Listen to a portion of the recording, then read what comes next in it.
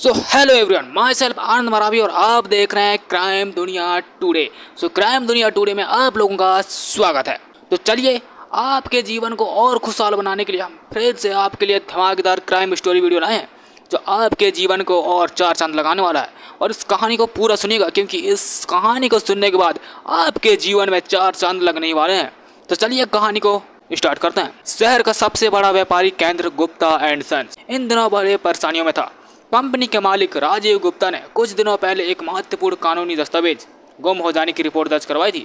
वह दस्तावेज उनकी कंपनी के लिए बहुत ही बेहद जरूरी था। बिना उस दस्तावेज के गुप्ता एंड सन्स को एक बड़ी व्यापारिक डील गंवानी पड़ सकती थी। राजीव गुप्ता जो उस कंपनी के ऑनर थे, उसने पुलिस से मदद मांगी और इंस्पेक्टर समीर को मामले की जांच सौंपी गई। इंस्पेक्टर समीर एक समझदार और अनुभवी अधिकारी थे। उन्होंने सबसे पहले कंपनी के सभी कर्मचारियों से पूछताछ शुरू की। गुप्ता एंड सन्स में कुल 5 कर्मचारी काम कर रहे थे। सुमित, रिया, अमित, कविता और नवीन। तो इन 5 पर ही शक किया जा रहा था क्योंकि दस्तावेज उसी दिन गायब हुआ जब ये सभी कर्मचारी ऑफिस में मौजूद थे। इंस्पेक्टर ने सबसे पहले गुप्ता जी से बातचीत की।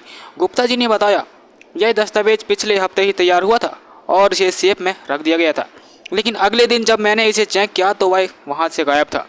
सभी कर्मचारियों से एक एक करके पूछताछ की गई। सबसे पहले सुमित से बात की गई, जिसने बताया, मैंने उस दिन दस्तावेज नहीं देखा, मैं अपने फाइल्स में व्यस्त थी। रिया ने भी मुंह खोलते हुए कहा, मैंने भी कुछ अजीब नहीं देखा, लेकिन अमित उस दिन सेफ के पास कुछ देर खड़ा था। यह सुनकर इंस्पेक्टर ने अमित से सवाल किए। अमित थोड़ा घबराया हुआ था। उसने कहा, मुझे उस दस्तावेज के बारे में कुछ पता नहीं, लेकिन इंस्पेक्टर को उसकी घबराहट देखकर शक हो गया था। इंस्पेक्टर ने अमित पर नज़र रखनी शुरू कर दी। इसी दौरान इंस्पेक्टर समीर ने सेफ के लॉक का निरीक्षण किया और पाया कि उसे डिजिटल कोड से खोला गया था। सेफ का कोड सिर्फ कंपनी के ऑनर राजीव गुप्ता और उसके खास कर्मचारी अमित को ही पता था, क्योंकि अमित उनके सबसे पुराने कर्मचारी थे और उन पर गुप्ता जी का सबसे बड़ा ज़्यादा भरोसा था। अब इंस्पेक्टर ने अमित पर और सख्ती से सवाल किए। काफ़ी देर तक सवालों के बाद अमित ने डरते हुए, कांपते हुए ये कबूल कर लिया कि उसने चोरी किया है। उसने बताया कि वह दूसरी कंपनी से पैसा के बदले में यह दस्तावेज चुराने के लिए तैयार हुआ था। उसे लगा कि कोई उस पर शक नहीं करेगा क्योंकि वह गुप्ता जी का विश्वास पात्र था।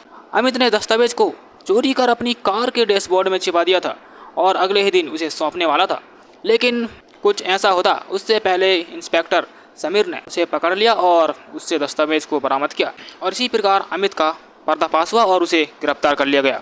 तो कहानी हमें यही सिखाता है कि विश्वास को तोड़ने से इंसान को कभी सुकून नहीं मिलता। अमित को अपने लालच के कारण जेल जाना पड़ा और जो उसने विश्वास उतने सालों में पाया था वो एक झटके में टूट गया। वहीं राजीव गुप्ता ने सीखा कि आंख मूंद कर किसी पर भरोसा नहीं करना चाहिए। सत्य हमेशा सामने आता है, चाहे देर से क्यों न हो जाए। इसलिए मेरे प्यारे दोस्तों एवं भाइयों, इस कहानी से आप लोगों को बहुत कुछ सीखने को मिला होगा। तो उम्मीद करता हूँ कि ऐसी जानकारी भरी क्राइम स्टोरी सुनने के लिए हमें फॉलो ज़रूर करिएगा और अपने जीवन में मस्त रहिए, मज़े करिए और हमारे कहानी को सुनते रहिए। तो फिर मिलते हैं नई स्टोरी के साथ नए अंदाज में। तब तक के लिए बाय बाय।